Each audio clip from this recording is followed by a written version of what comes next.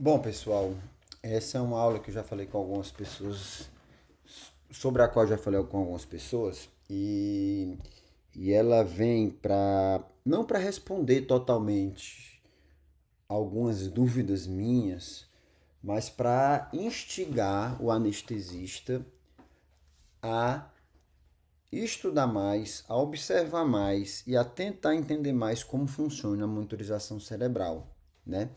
Essa aqui, pessoal, é uma foto de 2013. Para quem não está familiarizado com esse bis foi uma das primeiras versões. Detalhe, eu não tenho conflito de interesse, tá bom? Não sou patrocinado por nenhuma das marcas aqui de monitorização cerebral, tá bom? Isso é importante que eu vou mostrar várias fotos. Então, inicialmente o bis vinha com espectrograma, só que a maioria dos anestesistas não olhavam e veio uma segunda edição, uma segunda linha, né? Faltou a palavra, que veio sem o espectrograma e depois voltei a ter o espectrograma colorido. Então aqui a gente tem o número bis, né? O espectrograma, o CEF, o sinal o sinal, a qualidade do sinal que está ótima, a eletromiografia que aqui ele não tem um filtro, que o atual ele só aparece quando está acima de 30, certo? É, e aqui o traçado. Lá em 2013 eu vi eu tinha esse quadro, eu fiquei extremamente curioso e não entendi o que estava acontecendo na época. O resultado, desliguei o bis, desliguei, ou seja, passei a não olhar mais para o monitor porque eu não estava entendendo o que estava acontecendo. Era uma cirurgia de coluna extensa em uma paciente idosa. Até gosto de falar aqui que essa foi a única paciente em, 16, em 15 anos anestesiando para coluna que eu levei entubada para a UTI. Ela já tinha drive, mas não estava ainda com nível de consciência adequado e fazendo um volume minuto baixo, né? Então aí eu faço a pergunta para vocês, enquanto eu estava falando, vocês deviam estar olhando e vendo o que é que vocês fariam nesse paciente, nesse quadro.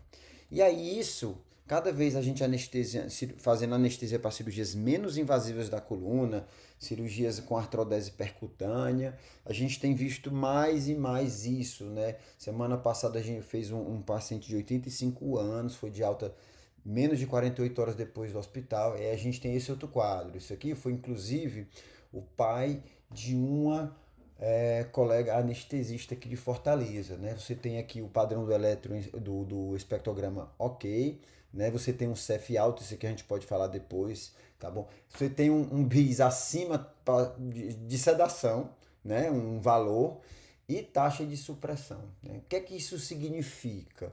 Se você está anestesiando um paciente e ainda não está se perguntando isso, é, procure pensar mais sobre o assunto, né? Aqui você tem uma eletromiografia já apresentando alguma eletromiografia e a qualidade do sinal a gente não botou aqui que não aparece na tela principal. E aqui, ó, 11 minutos de taxa de supressão. Detalhe, eu já dou a dica mais na frente que o monitor ele subestima o período de supressão, tá bom? Então, o que você faria nesse caso? Mais outro caso, um bis aqui, hora normal, desculpa, esse aqui é o caso do pai da colega anestesista que eu não consegui, em quase momento nenhum, gerar a taxa de supressão, tá bom?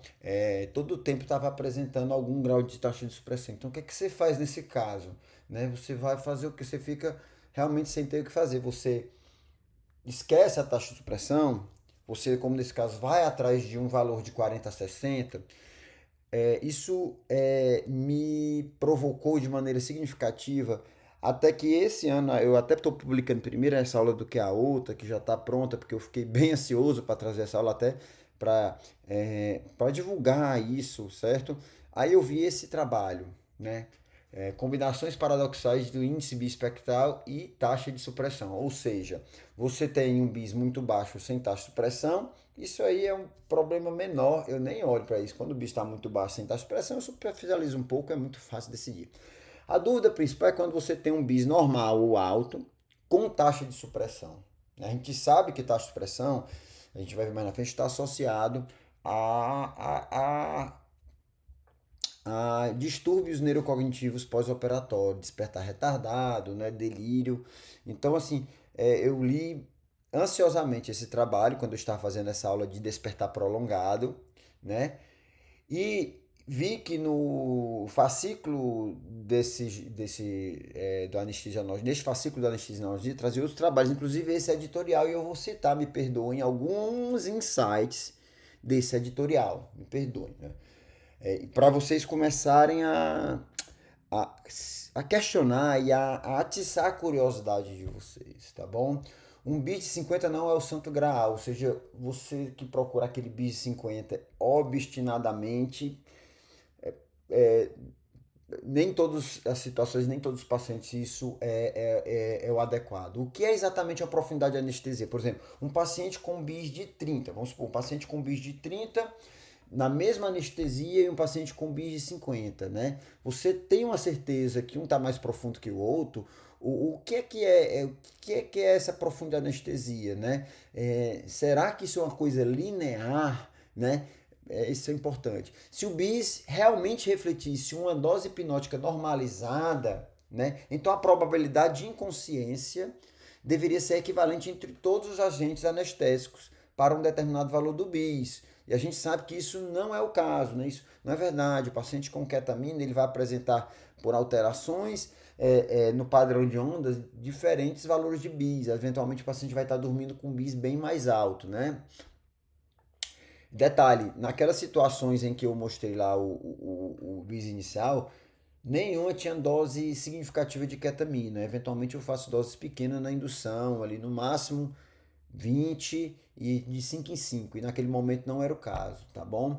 Os valores de bis apresentam uma certa inércia, isso é importante. Os valores de bis, em alguns trabalhos, naquele trabalho que eu falei, assim, que me atiçou a curiosidade, que eu citei no slide anterior, eles trazem uma certa inércia na faixa baixa dos 40, permanecendo nesse intervalo independente de alterações de dosagem do hipnótico. Eles avaliaram, através de estatística, qual eram os valores mais prováveis do bis, e eles viram que tinha uma grande concentração, né, nos valores perto de 40 baixo. Tal comportamento sugere que o algoritmo do bis não funciona de maneira linear, contínua, ou seja, quanto menor o bis, maior a dose do hipnótico, né? Mas tende a formar platôs determinados mais pelo processamento do algoritmo do que pelo estado de função cortical em tempo real. Então veja que o bis não é obrigatoriamente linear e é variável tanto de paciente para paciente quanto de anestésico para anestésico. O problema, então, não é simplesmente o fato do bis ser imperfeito, é que a própria premissa da otimização do bis é intrinsecamente problemática. Então, às vezes a gente quer otimizar uma pressão. A gente sabe hoje que pressões médias, arterial média abaixo de 65, pior, aumenta o risco de lesão miocárdica e lesão renal. Você procurar um bis de 40 a 60, isso não obrigatoriamente é uma meta a ser perseguida, né? Continuando nos insights.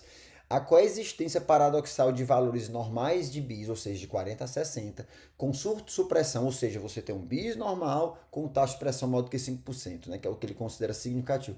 Não é uma anomalia rara, ele achou, mas sim um padrão recorrente. E eu vou falar para vocês, eu anestesio muito idoso. E é muito, muito recorrente esse padrão, certo? E isso me preocupa há muito tempo, tá bom? Como eu falei ali, desde 2013. O paradoxo do bis é real, ou seja, esses valores paradoxais. A otimização e a evitação de supressão são incompatíveis nessa estrutura, ou seja, procurar um bis de 40 a 60 e zerar a taxa de pressão eventualmente é incompatível. E isso é um ponto importantíssimo. Você olhar só para o 40 e 60 e esquecer o resto, isso gera risco de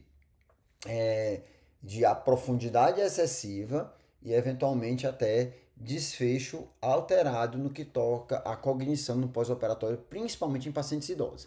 Ferramentas que ocultam, isso é importante, ferramentas que ocultam a fisiologia cortical por trás de um único número não substituem o conhecimento em neurofisiologia. E essa é uma verdade fundamental, né? Você achar que um número vai resumir toda a função cerebral em um número, né? A gente já resume a função cerebral a poucos eletrodos, né? A poucos canais, no caso do BIS2, e eventualmente quando é bilateral, às vezes quando é bilateral, a maioria dos bis que eu tenho acesso é unilateral, mas o bilateral você vai ter dois canais de cada lado. Então pensem que você não consegue resumir o bis só nisso. É um detalhe importante aqui, assim, a nossa monitorização que é frontal, ela tem um padrão diferente do que se a gente fosse monitorizar outros canais, porque a hipersincronização alfa, né, aquele aumento de potência ali de 8 a 12, o vermelhinho de 8 a 12, ele é principalmente na região frontal, né? Então isso é um detalhe, mas isso é um motivo para outra aula. Se o índice for incongruente, pronto, aí desse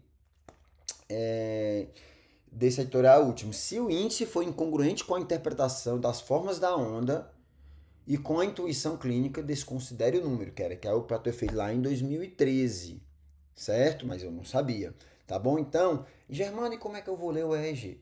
E aí o objetivo dessa aula é trazer insights de riscos de ir atrás de um índice BIM espectral de 40/60, e isso está associado a taxa de pressão significativa, né? E o risco e a interpretação do EEG de uma maneira que a gente possa trazer isso para a prática anestesiológica, tá bom? Isso aí já foi uma revisão narrativa que fala o silenciamento cortical, ou seja, a supressão, a supressão excessiva ou silenciamento cortical excessivo não confere segurança adicional contra a consciência, mas acarreta um custo neurocognitivo potencial. Isso aqui é um ponto importante, porque quando você tem um campeamento de artéria cerebral média ali para fazer clipar um aneurisma, quando você tem um campeamento eventualmente por outro motivo, né, você faz taxa de supressão, né, por falta de oxigênio e eventualmente glicose no cérebro. Então você desliga o cérebro por falta de combustível.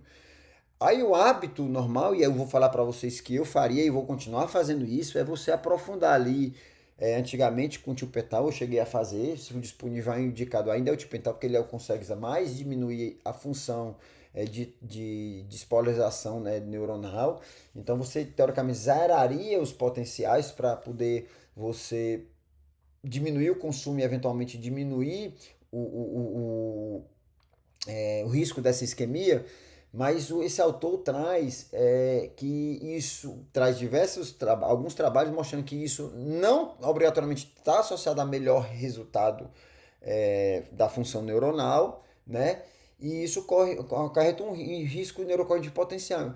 Hoje a gente ainda está fazendo esse tipo de conduta, mas lembrar que isso tem um custo neurocognitivo potencial. Bom, o último insight aqui desse seu trabalho, a surto-supressão assemelha-se à isquemia miocárdica. Ele sugere que a gente deve considerar um surto-supressão a comparar uma isquemia miocárdica e um eletrocardiograma, uma manifestação visível de estresse em vez de um desfecho desejado. Então, ainda assim, hoje eu não estou falando para você não fazer aprofundar a anestesia em momentos que você vai ter um corte de perfusão, né? uma diminuição de perfusão significativa. Mas é só lembrar que isso não obrigatoriamente está associado a melhor desfecho.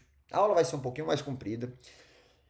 Peço paciência, mas eu acho que vale a pena, tá bom? Então, surto, supressão e alterações cognitivas. O que é que a gente tem assim de evidência, né? Os estudos observacionais e suas meta-análises mostraram um aumento de delírio no pós-operatório associado a surto-supressão, aumento ou de outros distúrbios neurocognitivos perioperatório, porém, essas meta-análises traziam uma heterogeneidade muito grande. É muito difícil você avaliar, principalmente trabalhos observacionais, em que você muitas vezes tem dados retrospectivos, né, que você confia na captação, por exemplo, de taxas de supressão proveniente do, dos arquivos dos monitores, né, porque a taxa de supressão é subdiagnosticada nos monitores. A supressão, surto-supressão, esteve associada a um despertar mais prolongado. Isso, uma vez, foi o que me levou a estudar mais isso, porque eu estava fazendo uma aula sobre esse assunto, né? Ensaios randomizados controlados ainda precisam mostrar essa associação mais consistente. Eu vou citar aqui dois estudos, Engages, né, que tiveram dois trabalhos, que eles compararam o EEG processado e o cuidado usual, lembrando que a gente já viu que existem resultados paradoxais do EEG processado, então houve pouca diferença na dose de anestésicos nesses dois e na taxa de supressão também, e consequentemente sem diferença no desfecho neurológico, né? Em delírio pós-operativo delírio. Então, assim, não houve diferença. Por quê? Porque eles estavam olhando o número, e o número, normalmente, a gente já viu que tem resultados paradoxais. O ideal é ele estar olhando outra coisa, a gente vai chegar no quê? Tá bom? O Balance Anesthesia Delirium, que comparou um objetivo de BIS de 50 com um objetivo de 35, mostrou que houve uma redução do delírio pós-operatório com BIS de 50 e que essa redução foi associada, esse delírio estava associado à taxa de supressão. Então, neste caso, o que pareceu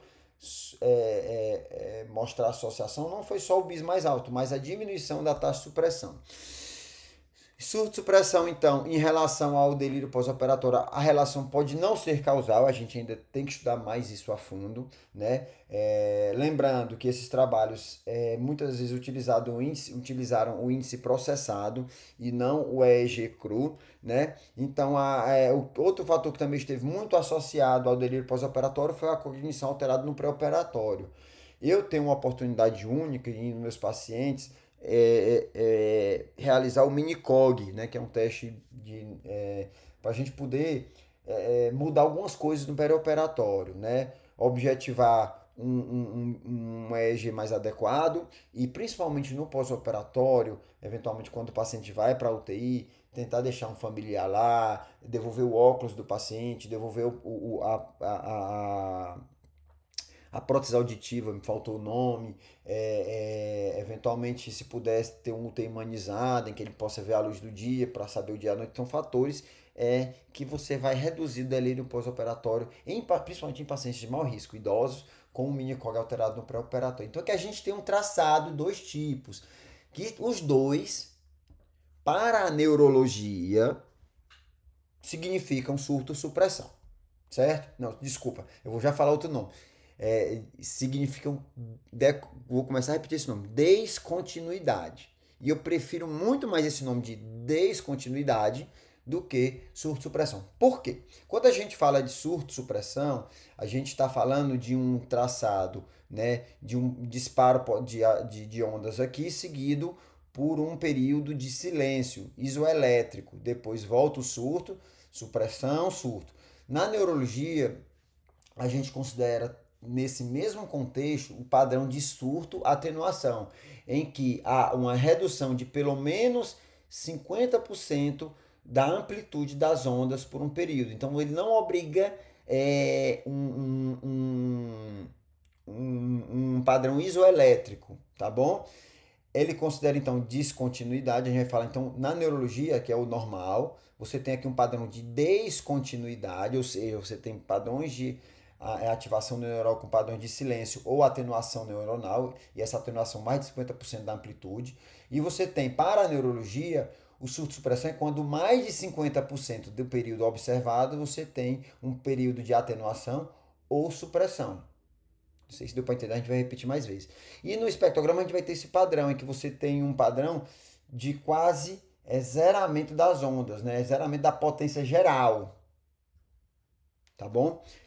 Bom, então o grande problema do entendimento fisiológico do surto-supressão, ou vou falar surto-supressão, surto-atenuação, eu vou falar agora de descontinuidade, certo? E a gente vai mostrar mais umas figurinhas de descontinuidade. Então, o grande problema do período do padrão de descontinuidade é porque ele acontece em diferentes cenários. E aí eu tenho que descobrir o que é. E eventualmente a gente ainda não conseguiu saber assim, de maneira consistente o quanto esses diferentes cenários alteram também o prognóstico neurológico no pós-operatório. Então, anestesia excessiva pode gerar isquemia cerebral, anóxia cerebral, hipotermia e hipoglicemia são fatores que podem levar a um padrão de descontinuidade do eletroencefalograma, tá bom? Bom, então o que é o surto-supressão? É um estado de profunda inativação cortical e reduzida demanda metabólica cerebral. Aqui eu queria botar, essa é a definição que traz esse editorial, mas eu poderia sugerir demanda versus oferta de insumos energéticos, né? Oxigênio, glicemia e glicose principalmente, né?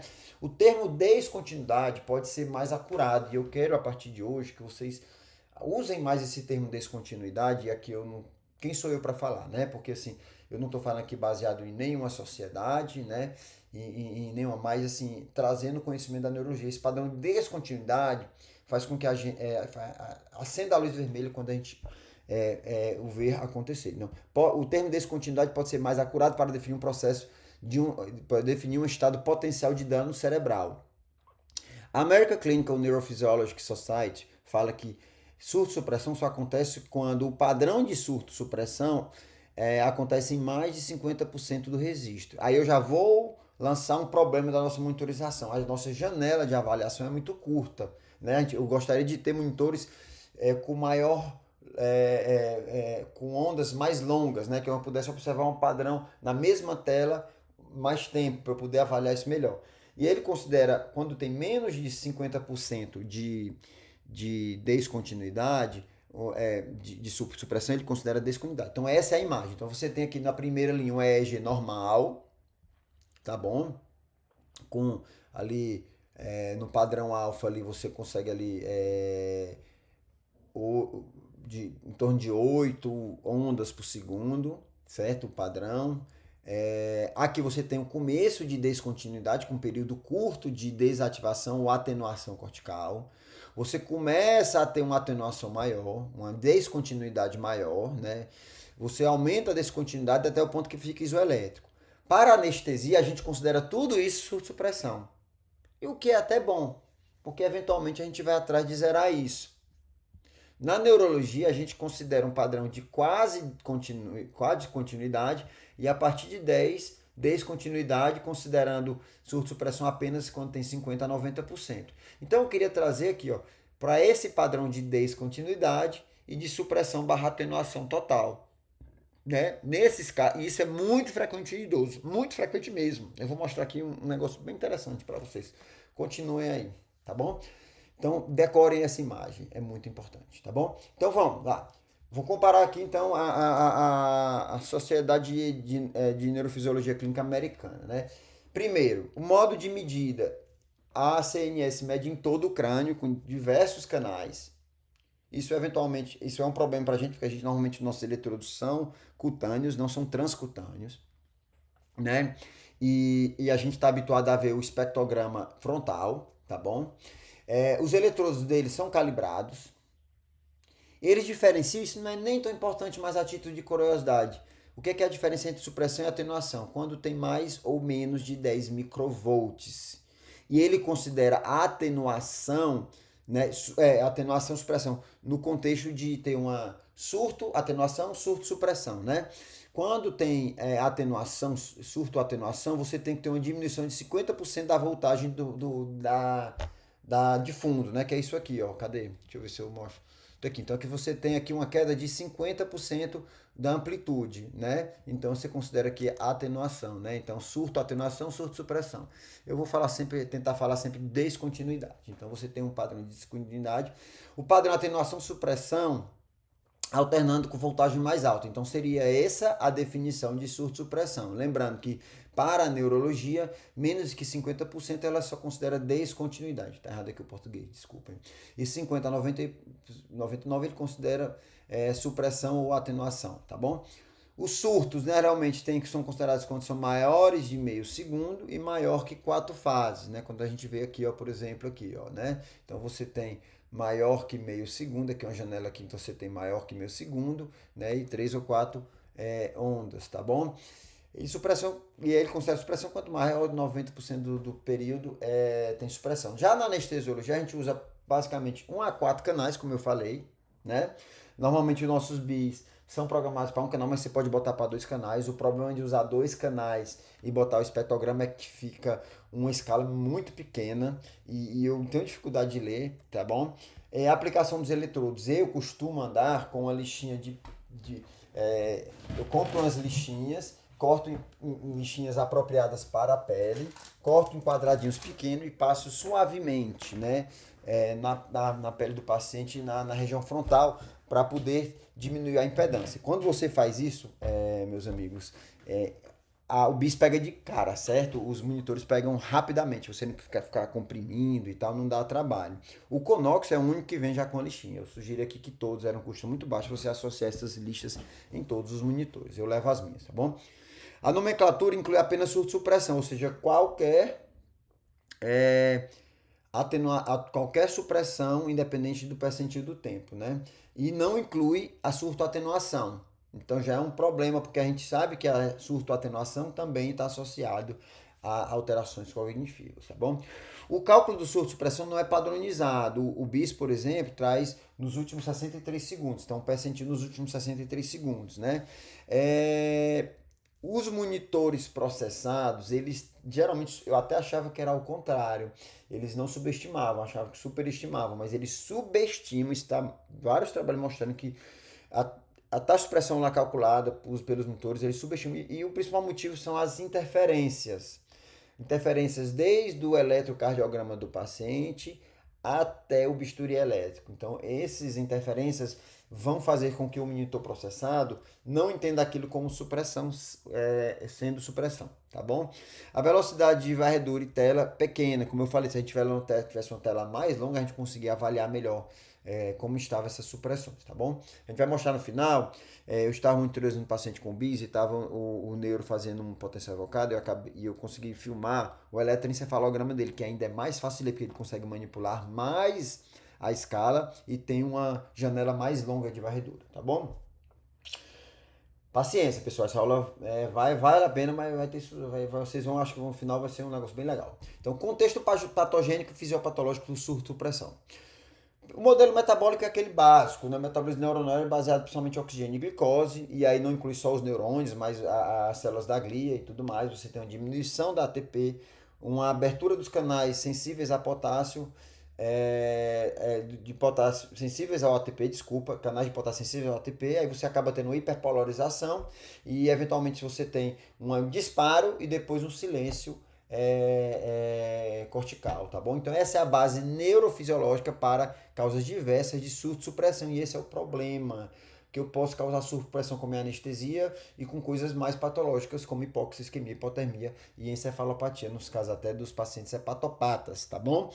E o modelo de hipersensibilidade cortical me diz que há uma despolarização simultânea, né? Que é basicamente assim, é só explicação de por que aconteceria essa hipersensibilidade. Então você teria um surto quando tinha uma despolarização simultânea, seguido um período refratário. Esse período refratário seria o silêncio cortical, tá bom? Isso é o que os trabalhos teóricos falam, né? E isso levaria a um mismatch, né? Uma alteração de adequação entre a excitabilidade neuronal e o suprimento energético, né? E isso pode ser causado tanto por hipoxemia e eventualmente por anestesia profunda. Né? O que a teoria traz é que, eventualmente, a anestesia profunda levaria a uma diminuição da ATP, e aqui essa é a teoria fisiológica. Eu não quero entrar muito nisso, mas eu não poderia deixar de citar, porque para mim é um contrassenso total, né? Você dizer que você diminui com anestesia, você pode provocar lesão neuronal, né? Então você tem aqui a supressão vem de uma interação glial, neuronal e vascular. Vários fatores diminuem o ATP disponível para a célula. Aí os normais, né, assim, os mais inteligíveis, né? Hipoglicemia, hipóxia, anóxia. E o próprio efeito direto anestésico, ele fala que o efeito direto anestésico, depois aí vale a pena a leitura desse trabalho, tá bom?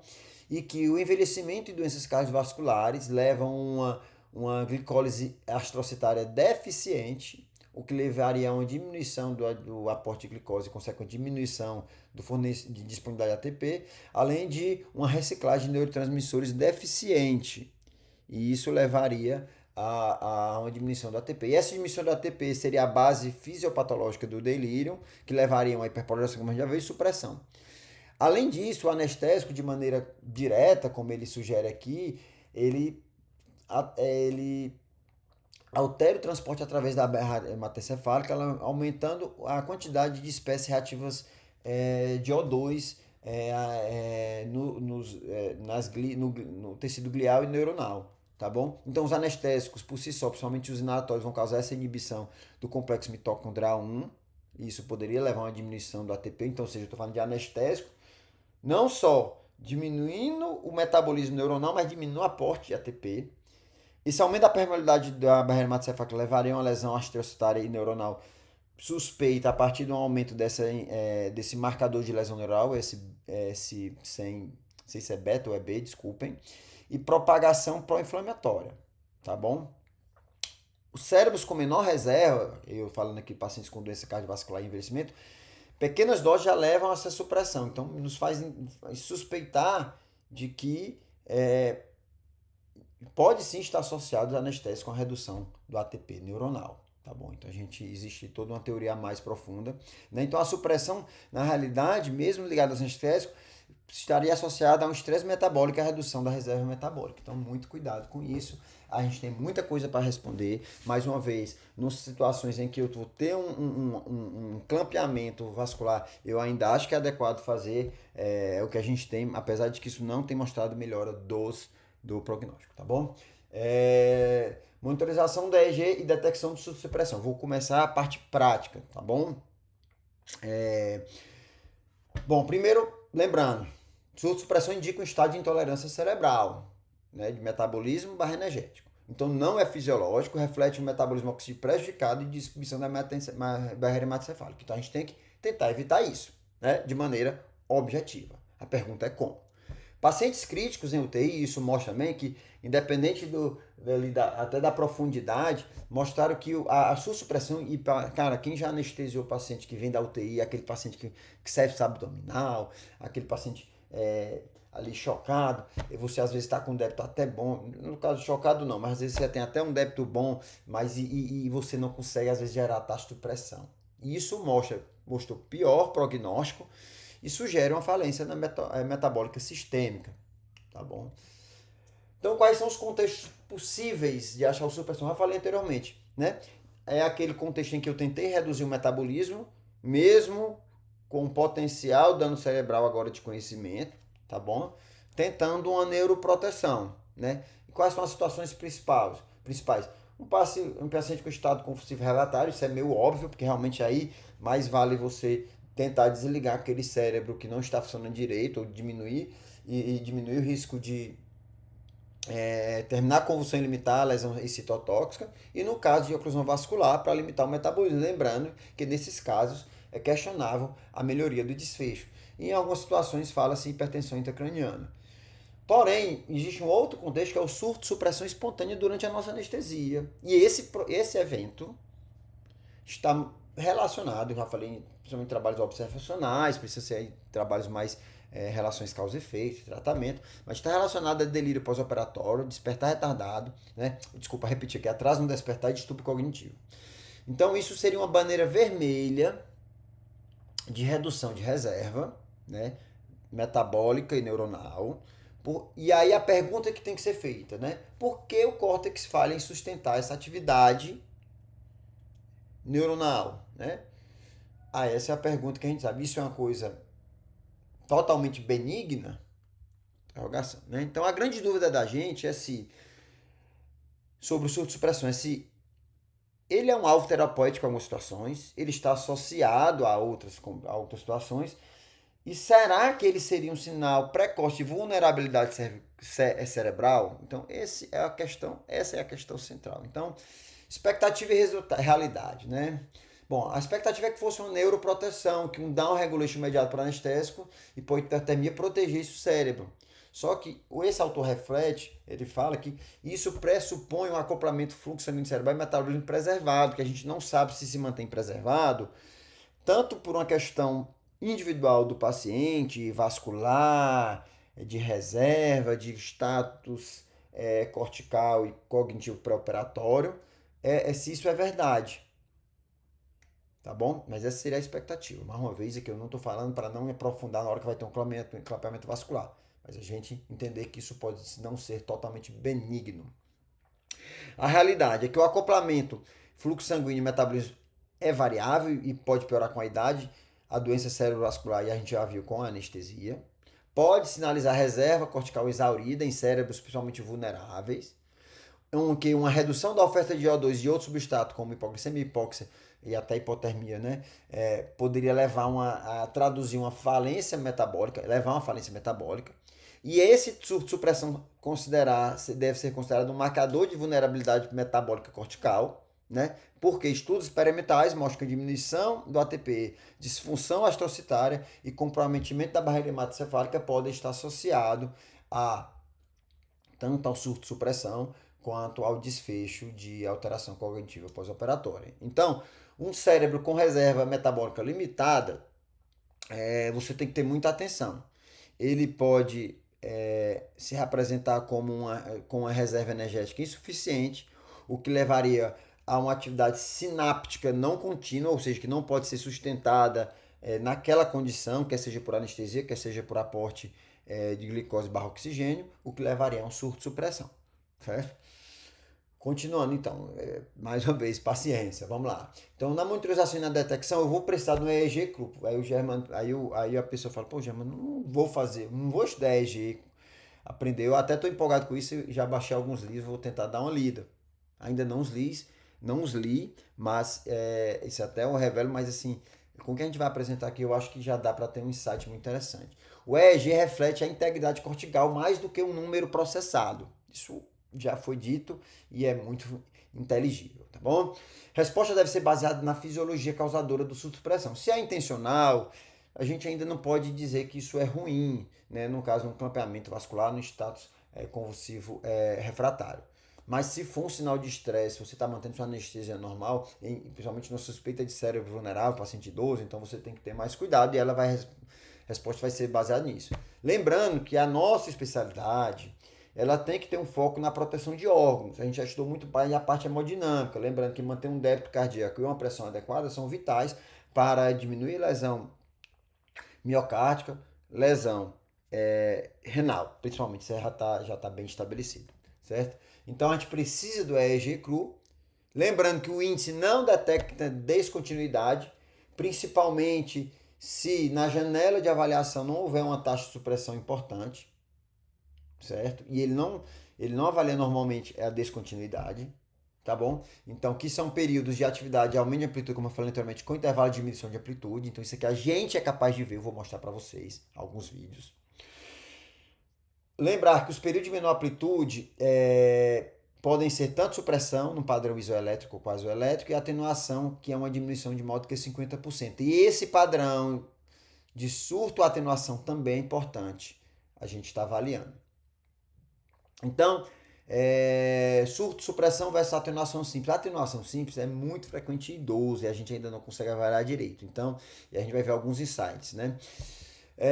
Surto, supressão é a alternância abrupta entre surto e silêncio elétrico. A atenuação simples, diferente sem a alternância com o surto, é apenas uma oscilação contínua de diminuição de amplitude. Nesses casos, a gente vai ver figura, é importantíssimo a gente ter acesso a monitores que você consegue manipular a escala do EEG, né? Alguns monitores, eu vou evitar dizer as marcas, mas vocês vão ver nas imagens, você não consegue manipular essa escala. E isso traz impacto na sua interpretação. Então, o importante é você tentar aumentar a amplitude, né? Porque os idosos, eles têm naturalmente uma baixa voltagem, eventualmente cérebros mais vulneráveis, e mais frequentemente tem uma diminuição da potência alfa, que é aquele vermelhinho na frequência de 8 a 12, no espectrograma. E essa diminuição da potência alfa leva a surtos e supressões menos distinguíveis.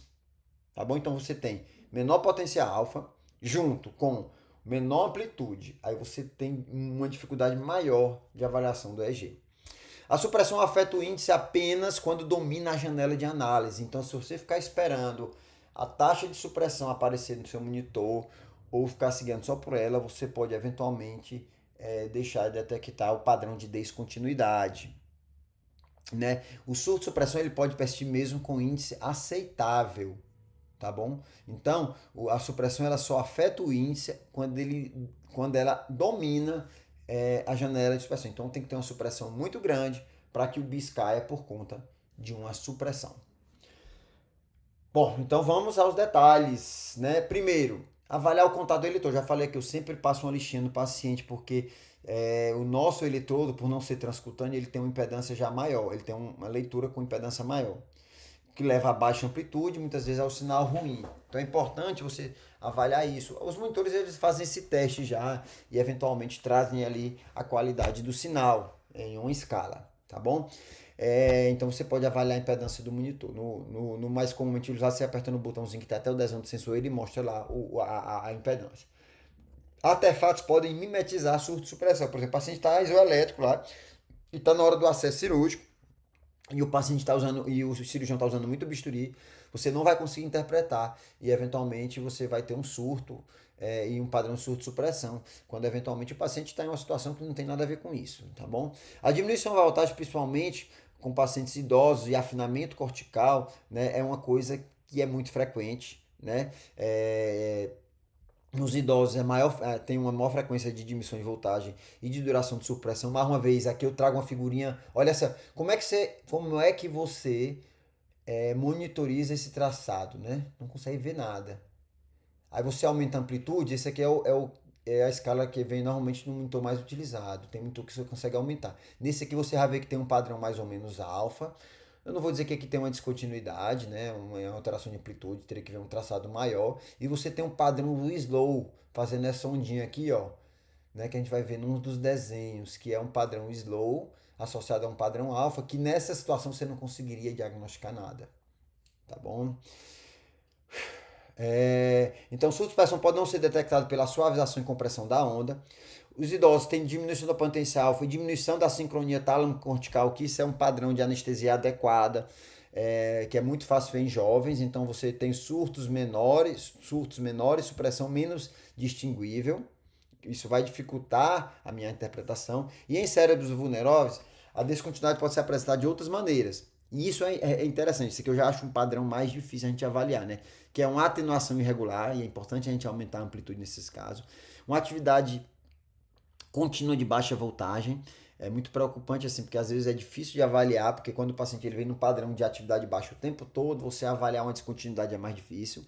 E esse padrão quase isoelétrico sem demarcação clara do surto, que isso reduz a sensibilidade do algoritmo, que às vezes o B está alto e você já tem uma taxa de supressão. Então você deve ajustar a amplitude. Eu estou batendo essa tecla de ajustar a amplitude, apesar de ter monitores que não, que não trazem essa possibilidade, porque a gente tem que, aí, os formadores de opinião, os gestores, tem que bater na tecla disso nas licitações. Mais uma vez, eu não tenho nenhum conflito de interesse, mas para mim é muito confortável. Inclusive, em algumas situações que eu estou tendo dificuldade de interpretar, eu vou lá quando eu tenho potencial evocado, eu vou lá no monitor lá do Neuro e dou uma olhada nele para facilitar, tá bom? Visualização mais acurada de supressão e evitar classificação. Pronto, então você vai aumentar a amplitude para ter uma visualização mais acurada do surto de supressão e evitar a classificação, classificar a atenuação fisiológica como supressão, tá bom? Então, mais uma vez, necessidade do EEG cru, porque as interferências com bisturi limitam a detecção de supressão. A detecção pelo anestesiologista, olhando um traçado adequado, a detecção de supressão foi maior do que a detecção pelo monitor. E essa detecção automatizada subestima a supressão total. Isso tem trabalho mostrando, tá bom? Tá aqui nessa revisão narrativa. E aí, por isso que muitas vezes você não consegue demonstrar esse benefício porque a detecção é feita nos trabalhos de maneira automatizada. Então, se você tem uma subestimação, você não consegue mostrar diferenciação em pacientes que tiveram maior ou menor taxa de supressão, porque aqueles pacientes que tinham uma taxa de supressão alta, mas que não foi detectada, eles podem apresentar distúrbio cognitivo pós-operatório, mas tiveram a mesma taxa de supressão de outros, certo? Então, é uma dificuldade de se avaliar isso. Então, a suspeição do motivo do surto de supressão deve guiar o manejo, né? Lembra que eu vou lá, quando a supressão é sincrônica bilateral, até que aqui é unilateral, tá escrito aqui embaixo. Então, eu vou começar pela aqui que tá errado, unilateral, nesse slide aqui, tá bom? Então, quando ela é unilateral, você suspeita de isquemia focal, perfusão assimétrica, mau funcionamento do eletrodo, né? Quando você tem a monitorização bilateral. Ou quando você tem a monitorização bilateral e tem uma supressão unilateral. Quando ela é uniforme, bilateral, ou quando você só tem, né, um dos lados monitorizados, você pode estar diante de uma depressão cortical global, que pode ser por todos esses motivos. Overdose anestésica é o que a gente pode agir mais diretamente, apesar de que hipotermia pode agir, hipoxemia pode agir, hipoglicemia pode agir. Isquemia, o TCE, né, é um achado, e encefalopatia metabólica. Então são esses as potenciais causas de depressão cortical global. E aí ele fala da importância do treinamento formal em reconhecimento de padrões, discriminação de artefato e interpretação do espectrograma, permite que os anestesistas ajustem a anestesia de uma maneira guiada pela fisiologia. E aqui eu não falo só do espectrograma, mas o traçado como um todo. Então a interpretação, né? Você na anestesia, você tem que ter uma resposta baseada na fisiologia, se é intencional ou devido ao estresse metabólico, e ele sugere um algoritmo, um manejo, né? Confirmação do padrão, né? Você vai checar eletrodos, né? Ver interferências, né? As suspensões verdadeiras são sincrônicas e sustentadas nos dois canais, né? Quando você tem o canal bilateral, você deve ajustar a amplitude para avaliar esse padrão. Você vai avaliar a simetria. Se tiver assimetria, você vai suspeitar do que eu falei, né? Mas a dose da anestesia deve ser mantida, né? Você vai suspeitar de uma isquemia focal, né? Eventualmente de um clampeamento aí cerebral, né? E você vai avaliar a perfusão. A gente já flagrou no endartéria carótida com bloqueio cervical uma diminuição da atividade cortical por isquemia, uma vez. Inclusive foi uma sorte muito grande do paciente, porque ele fez uma oclusão total da carótida entre o bloqueio e a cirurgia. A gente correu com a cirurgia, desobstruiu e aumentou pressão e fez e o paciente saiu bem, tá bom? Se é simétrico, você vai titular hipnótico e avaliar o comportamento de supressão. Lembrar nessa parte aqui, eu vou mostrar um algoritmozinho mais específico, que você tem que avaliar o risco de movimento. Uma cirurgia robótica, você está reduzindo muito o hipnótico, é complicado. Mas a gente pode melhorar sempre.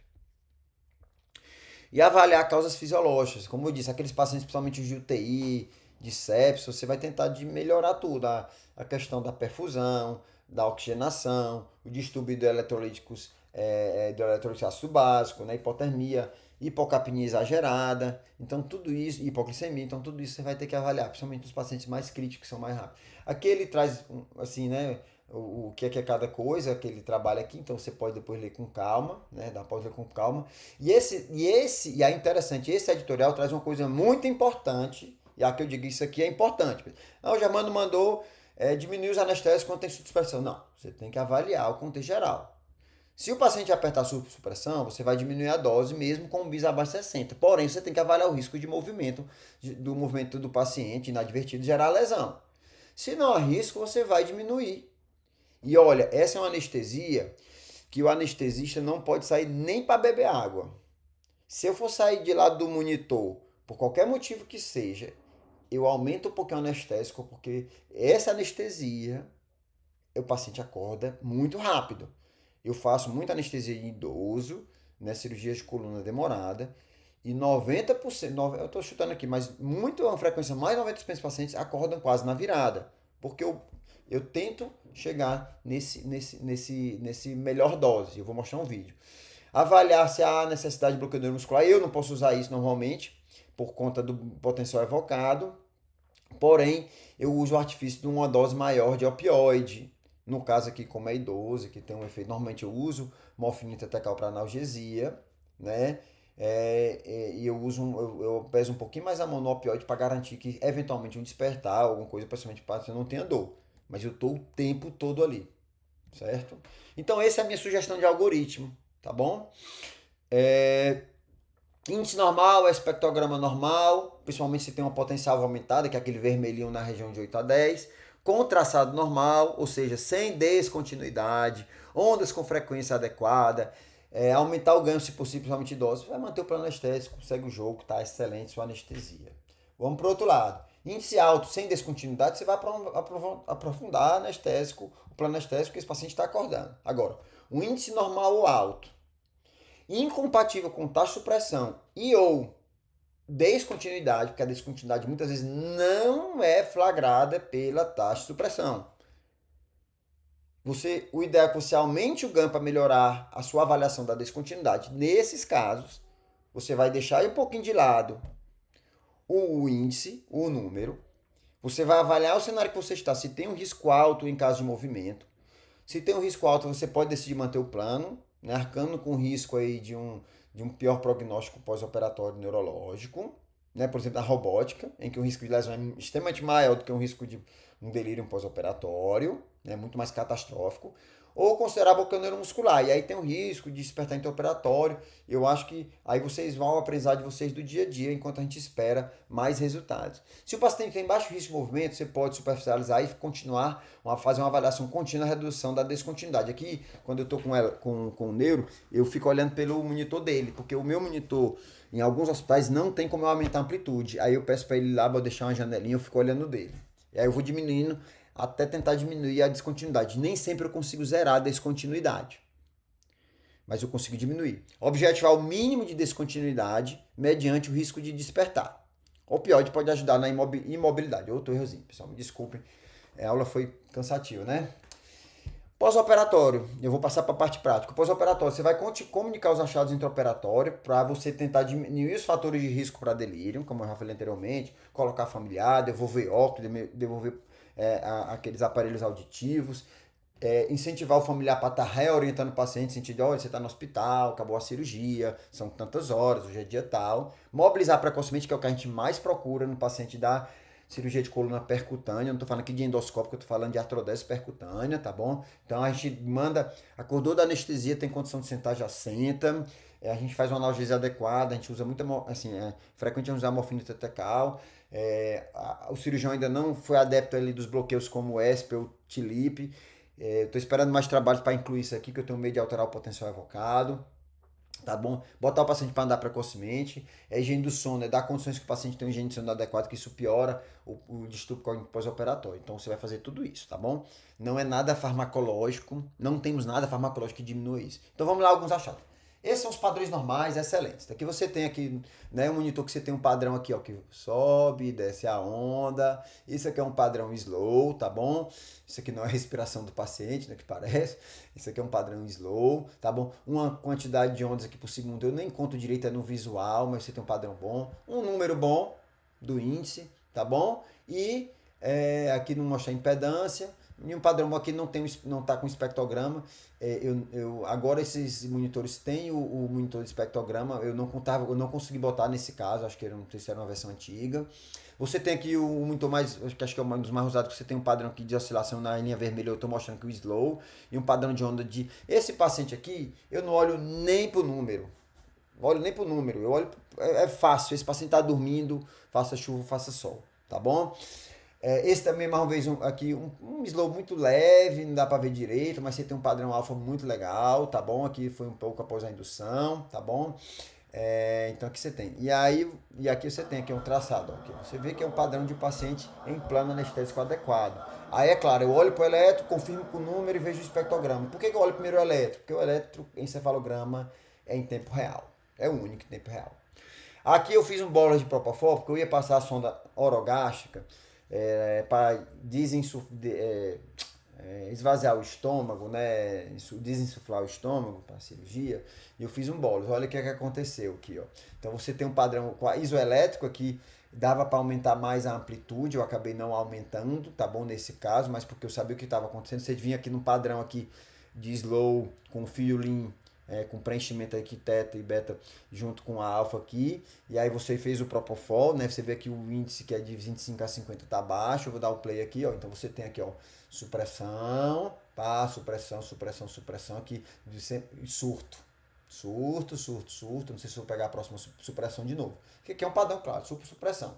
Esse aqui, você não precisa olhar para mais nada. Você tem que diminuir o plano.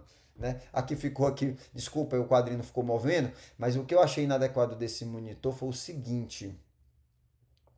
É isso aqui, ó. Esse monitor que para mim é o melhor, porque você mexe aqui na escala, mas ele traz o supressão como preto. Aqui eu interpretei inicialmente isso aqui, sabe como? Como uma falha do monitor. Eu acho que ele é para vir todo azul, ou um azul bem escuro. Porque como ele ficou todo preto e só essa faixinha azul, ou seja, é porque não tinha onda, eu sei que não tinha onda, tava zero, mas eu demorei para dar esse diagnóstico. Então, nesse monitor fica preto. Até porque é lógico que ele fica preto, né, por conta do período de silêncio cortical, tá bom? Aqui, aí esses são os idosos. Geralmente, nesses casos, você vê aqui, ó, um padrãozinho que eu não consigo mudar. Aqui, aqui é 50 microvolts por divisão, tá bom? aqui, ó, 50 microvolts por divisão. Eu teria que aumentar isso aqui, né? Eu teria que aumentar isso aqui. É uma escala muito pequena para eu ler. Mas eu vejo aqui que tem alguns, parece ter uma atenuação barra surto e uma atividade aqui. Isso aqui é paciente idoso, eu tenho que aumentar, eu não tenho, esse paciente já tem uma atenuação fisiológica dele. E aqui eu mostro aqui um exemplo para vocês, ó, que eu botei na tela inteira para eu conseguir ver. Nessa hora aqui, pessoal, eu estou olhando o monitor do neuro, porque esse monitor eu tenho medo. Então você tem um padrão aqui, ó, de supressão nos dois canais, tá bom? E vocês vão ver aqui, ó, supressão, supressão, supressão. Aí começou aqui um surto. Mas vejam que é muito mais difícil. Eu não flagrei outra supressão, porque eu já estava diminuindo o anestésico para tentar diminuir o surto. Tá bom? Então, olha aqui, ó, mantendo o padrão normal. Eu não sei se eu estava com monitor de débito, eu acabei não filmando. Aqui você tem um de Propofol, um alvo de 1, pessoal. 23 aqui é Nora. Era Nora a 8 microgramas que eu faço para manter. E um alvo um pouquinho mais alto de remifentanil. Germano, tu teve coragem de diminuir para 1? Seguinte, assim, eu não aconselho ninguém a fazer isso aqui não é sugestão de conduta. Eu só estou falando para você que esse paciente aqui, avaliando o paciente de 85 anos, né, que no pós-operatório apresentou um distúrbio cognitivo muito leve, uma amnésia de curta duração muito leve, não lembrou que tinha tido náusea no pós-operatório, mas eu consegui, depois de uma cirurgia de uma anestesia de 4 ou 5 horas de anestesia, não me lembro exatamente o tempo, acordar bem, paciente cognitivo, com cognitivo bom. Germano, se eu tivesse mantido surto supressão o tempo todo, teria mudado? Cara, os números falam que aumentaria o risco. E isso para mim é suficiente para eu tentar. Agora, o risco de movimento aqui era pequeno nesse momento e eu estava mantendo um opioide mais alto. Tá bom? Porque aí eu conseguiria fragar qualquer atividade neuronal ali, aumente a atividade neuronal antes do paciente acordar. Tá bom? Porque eu teria uma analgesia adequada. Ele não ia acordar de uma vez, tá bom? E aqui é o monitor do neuro, que aí é mais fácil. Vejam aqui, ó, um padrão aqui idoso. Aqui era uma cabeça e pescoço. Não era eu que estava anestesiando. Ela estava no mesmo hospital que eu já tinha pedido para ela filmar, ela acabou, tinha esquecido. E eu também não filmei nesse mesmo dia que eu estava com o meu bis lá. Então aqui você tem um padrão para um idoso normal. E você aqui tem uma supressãozinha, ó, uma atenuação, digamos. Uma atenuação, tá bom? Vou dar o play aqui para a gente ver mais coisas. Então você tem aqui, ó, uma atividade normal, né? Baixa voltagem, idoso, né? E aí você vamos ver se a gente flagra outra supressão, outra atenuação, aqui uma atenuação. Então isso é fácil de ver e você tem que buscar diminuir isso, tá bom? Busquem diminuir isso. Então, monitorização para quê? Os últimos slides, alguns sites, né? Monitorização para quê? Então vamos dar o diagnóstico aqui nesse aqui, tá todo mundo craque. Aqui você tem um bis alto, com um padrão de quase sem onda. Aqui, para quem tem um bis normal, acabei não botando na aula. Quanto maior a densidade desses pontinhos, maior a densidade nessa frequência de onda. Lembrando, esse monitor ele é vertical, mas ele é o mesmo horizontal desse bis colorido, né? Então você tem aquele na vertical passando de cima para baixo, então você tem quase nada de onda. Vejam que a amplitude geral de onda está zerada. Por que o CEF está alto? O CEF é 95% da onda, estão abaixo de 23 Hz. Quando eu não tenho quase onda, qualquer coisa que traga uma ondinha que vem ali acima de 20 vai trazer esse CEF para cima. Porque o percentil de 95 de quase nada é nada. Tá bom? E por que é isso? Olha até aqui um eletroencefalograma quase isoelétrico. Eu não consigo aumentar a amplitude, se eu conseguir aplicar uma melhor. Isso aqui, pessoal, é o eletrocardiograma do paciente. Esse paciente hoje eu superficializo com tranquilidade, estando olhando isso aqui. E se eu puder aumentar a amplitude mais ainda. A qualidade do sinal tá boa, certo? Então esse paciente eu tenho que superficializar. Assim como esse paciente. Esse paciente eu já tinha superficializado. Então eu já peguei um plano aqui maior e já estava uma taxa de supressão diminuindo. Mas é muito difícil avaliar surto-supressão com essa amplitude. Tá bom? Então ele serve para quê? Para dar consciência de situação da situação cortical do paciente. Né? E esse é o trabalho que, apesar, ele trouxe uma discussão, à tona uma discussão que é um questionamento para quem tem curiosidade sobre monitorização cerebral e está observando seu monitor como um todo. Tá bom? Bis adequado e taxa de supressão são mais problemáticos para evitar consciência adicional, para evitar consciência acidental do paciente, o anestesiologista pode optar priorizar pelo BIS sim, mas isso possivelmente vai manter um paciente em um surto de supressão e esse padrão pode estar associado a distúrbio cognitivo pós-operatório. Então é uma decisão de risco que você vai fazer na prática junto ao seu paciente. Nossos dados mostram que o EEG pode conter episódio de atividade suprimida, ou seja, supressão, mesmo quando o BIS indica atividade adequada. O número não traduz toda a atividade cerebral. O número de um algoritmo que é fechado, que a gente não sabe, que considera que não é linear, certo? Então pode conter episódios de atividade suprimida, mesmo quando o BIS indica atividade adequada, mas não excessiva, ou seja, está entre 20 e 40. Nesses casos, o anestesiologista pode considerar a redução da concentração da entidade por titulação, titular uma diminuição, para tentar diminuir essa descontinuidade. Recomenda-se então os anestesiologistas que verifiquem tanto os valores de índice, quanto o eletroencefalograma bruto, cru, para orientar a conduta anestésica, especialmente quando o BIS e a taxopressão apresentarem resultados contraditórios. Então eu espero que todos entendam agora, saibam agir nesse caso, tá bom? E por último, só para fechar, independente da possível ligação entre taxa de supressão, burst suppression, né, e delírio pós-operatório, limitar a taxa de supressão intraoperatória ainda pode ser benéfico para a saúde neuronal, uma vez que a atividade contínua do EEG pode refletir, reservas energéticas adequadas para sustentar a função neuronal. Uma aula de 1 hora, mas eu tinha que trazer tudo, eu vou continuar lendo, se eu puder complementar em uma aula posterior, eu complementarei, mas eu acho que eu tinha que trazer para vocês. Muito obrigado.